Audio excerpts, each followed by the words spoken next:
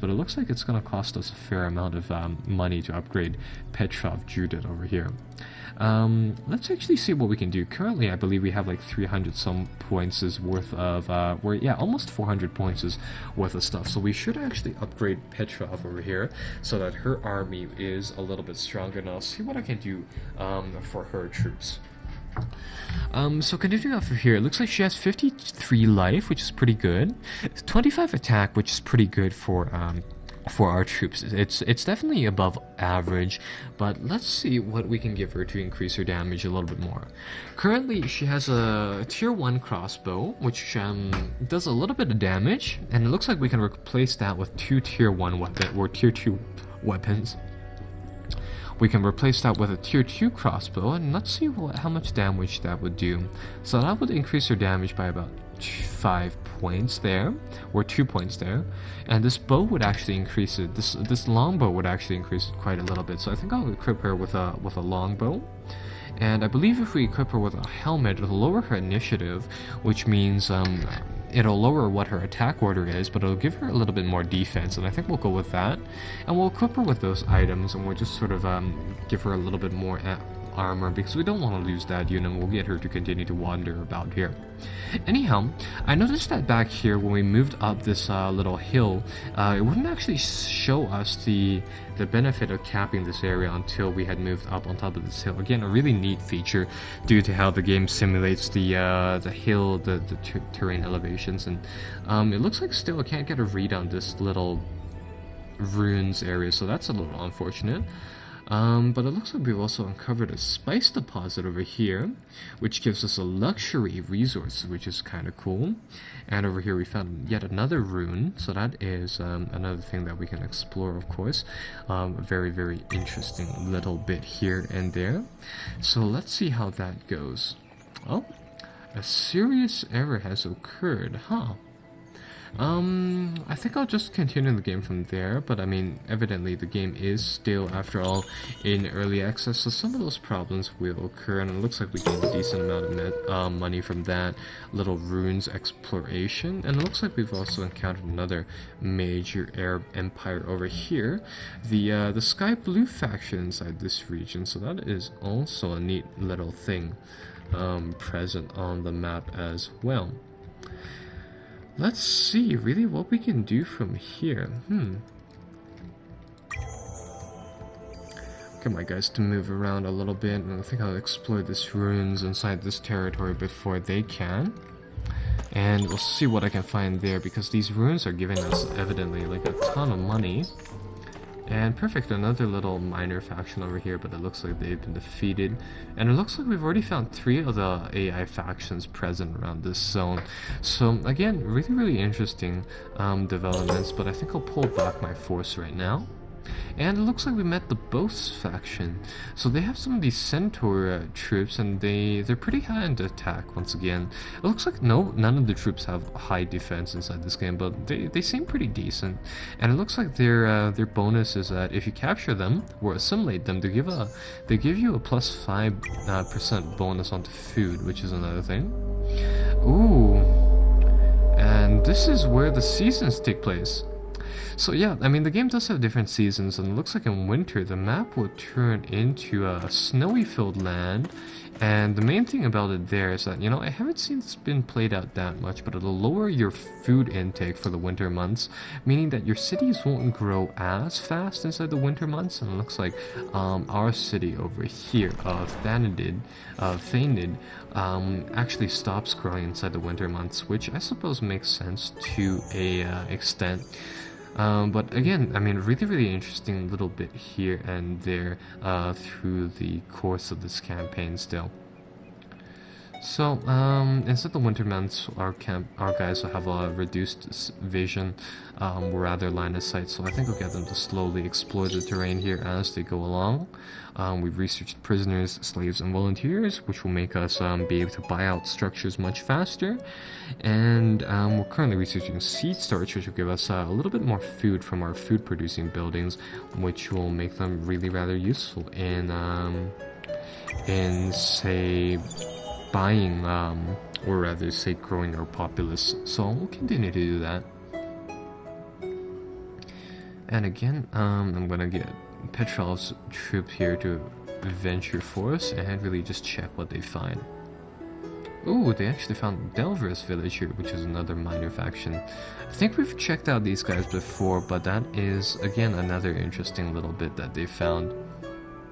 I'm gonna get them to scurry about here and check out what the nearby terrain is like, because we didn't see the back of these little ridges until now, so it'll be interesting to check out what they have over here. I think what I'll do is that I'll get their troops over here. Oh, this is also a special zone, evidently. These little cliff areas, so here, here, and here, and here, these areas are evidently high mountain forests, and these areas will generate a little bit more tech than usual as well, so that's also another interesting little bit. And spring has come, so perfect. It looks like the winter months are pretty short, so that's a good thing. I think we'll take a look at Delvers here, and let's see what they have. So they have some of these dredges, and they look like they are comparable infantry to our own, finally, for once. They're not giants or any sort of specialty troop, but it looks like they have decent health, decent attack, and they are just generally a decent infantry unit in general. Although it looks like the best thing about them is that they produce, if we assimilate these guys, they'll actually produce a fair amount of gold per turn for our guys. So we have the option to bribe them again. Alternatively, we have the option to parley them, and I think I'll try the parley option, and we'll see what this does.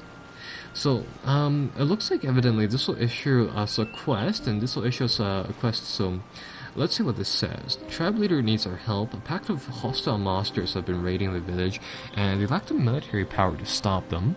If we wipe out this threat, this tribe will be much more happy, and it looks like we'll have to wipe out a tribe, a pack of monsters inside the Untainted Ruins, and it looks like that'll give us some unadamium, which will allow us to craft a few different things. In addition, I believe this will also sort of convert the village onto our side, so that is also pretty damn interesting as well. No, we failed this Manifestations of Destiny quest, so unfortunately, doesn't look like we'll get a bonus for founding a new village, unfortunately. But I think I'll try to solve this quest for these guys and hopefully integrate them with our village faction, so I'll move our troops around. Looks like they're bringing quite a few troops. The orange faction is bringing quite a few troops around our little village here, so I think I'll build a few more guys, and I'll hurry the production up for them with our ability to do that. And, ooh, found some more glass steel deposits over here, and a wine deposit, which will generate us a little bit of food. A lot of productivity from the Tega base terrain town. It looks like a little bit of that magical dust currency stuff from that luxury resource, but anyhow, I think we're just really supposed to wander into this tile and destroy whatever is here, so we'll do that. What's the situation back at home? It looks like those orange people have left, so that's good. Construction has finished over there, and I think I'll just get our first Stone Legion to serve this site. And we will just sort of kill off all the monsters over here. So it looks like we gain some resources from exploring that zone, but like with that quest, we're going to have to destroy the troops over here made out of these Trider units. So again, heavy hit points, low on defense, high on attack troops, and high on criticals.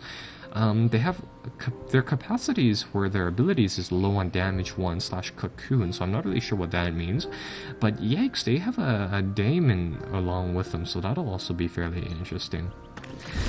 Anyhow, I'm pretty confident our troops here will be able to defeat them, especially because of the fact that we've upgraded our hero here. So let's see what we can do, and we'll just get our guys ready, and I think we'll try to focus down some targets again, and I want to get that daemon out of the way first, so I'll get our guys to range on that target, and we'll launch the attack just as such.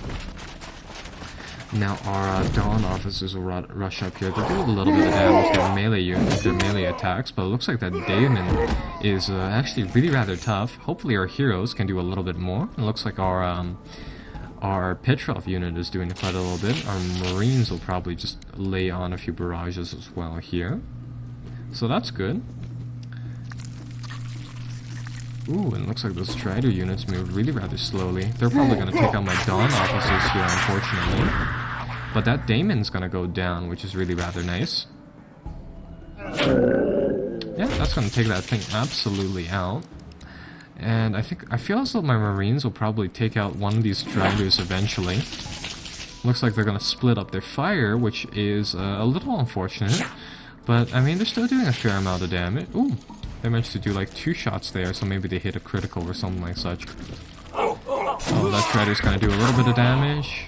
Looks like they don't do too much damage to our Marines over here, so that's pretty good. Oh, they hit some sort of special attack as well over here, judging by the fact that they did 2 damage types, so that's also kind of neat. I'm just going to continue to focus these guys down, try to take down one of them first, and take down the other one. And yikes, our hero is getting really rather strong, doing 35 damage per a little attack, and that'll finish that battle, so that'll allow us to cap out that zone at the expense of one of our units here, so that'll be kind of pretty good. So yeah, that'll finish this objective. It'll pacify that village, and it will hopefully bring it to our side, which will be really rather nice.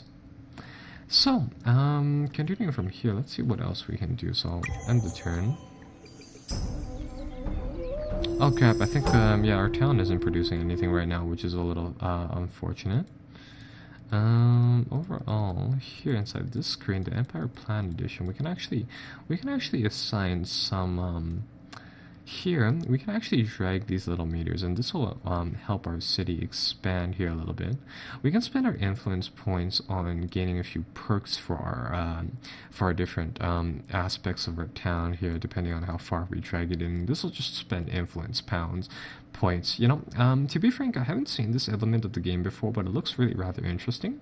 So we can sort of customize our faction on this sort of spin wheel like that, and depending on our era, it looks like we can get different benefits from it here. But we'll have to pick wisely, as we only have a select amount of points for this a little spin wheel here. So we can do science and industry, which will give us more content, or rather happiness for our settlements, and some more research. Alternatively, we can do some empire expansion stuff here, which will give us a lot more movement speed for our units, and some more of that buyout cost efficiency, so we can buy and hurry and rush our unit productions more efficiently. Alternatively, we can do sort of the same thing through the economy and production zone, but instead of giving us that speed bonus, it'll give us a flat bonus to producing currency per the amount of citizens we have in cities. And of course, inside the military section, we can do kind of the same thing, although not on buildings, but on units. And it'll also give us some points on attack on units. So, I think the best thing would be to put in expansion and empire and expansion. So I think I'll do that, and I'll just let that go as such. In the meantime, I'm just really going to explore this area, and we will just sort of check out the things here. So, I mean, I believe we've already pacified one faction, which is one thing. Now, I want this to apply. From our journal entry over here, I'm not really sure if this is a bug. We're not, but yeah, I do believe we finished that that mission over here. Oh, I see. We had to return to this mission, so we'll return here and we'll do the parley thing again. And this should pacify this village, and that'll make them an ally, so we get the bonus from them, which is really rather nice. So overall, I mean, it looks like we've explored a good amount of the world so far, and we definitely pushed the Veil of Shadows back a little bit, and so far I'd say that this campaign is going pretty well.